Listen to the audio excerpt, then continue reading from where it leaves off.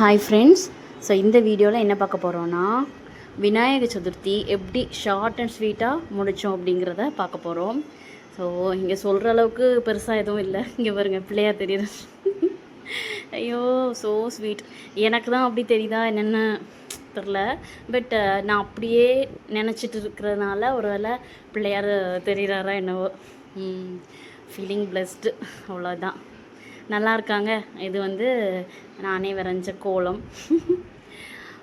இது வந்து மொபைலில் ஸ்க்ரீன்ஷாட் எடுத்து தான் வரைஞ்சேன். ஸோ நெக்ஸ்ட்டு வந்து ஐயோ வீடியோ ரொம்ப ஓடுதே. சரி, இது வந்து சுண்டல், வெள்ளை சுண்டல் வந்து பிள்ளையாருக்கு ரொம்ப பிடிக்குமா. ஸோ வெள்ளை சுண்டல் வந்து காலையிலே அவிச்சு டக்குன்னு பண்ணியாச்சு. அடுத்து வந்து கொழுக்கட்டை சொல்கிற அளவுக்குலாம் ஒன்றும் பெருசாக செஞ்சிடல. ஏன்னா அதுக்கு ப்ரொசீஜர்லாம் ரொம்பலாம் ஒன்றும் தெரியாது.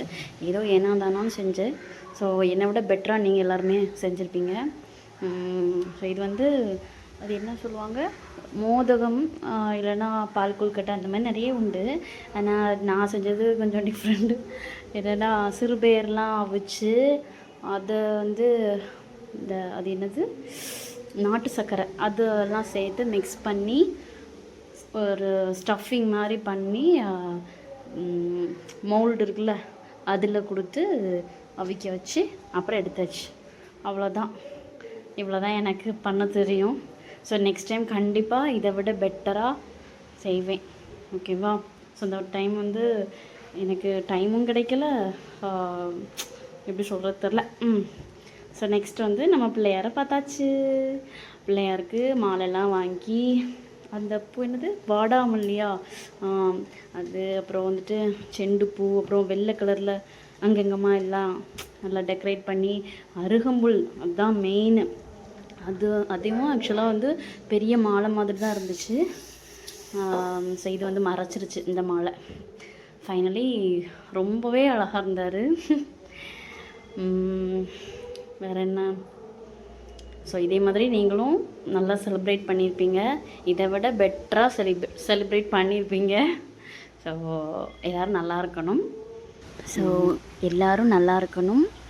அண்ட் வேறு என்ன சொல்கிறது, ஸோ நெக்ஸ்ட் வீடியோவில் பார்க்கலாம். ஸோ இதில் வந்து அடிக்கடி அங்கங்கமாக அன்வான்டாக சிரிச்சிருக்கேன்.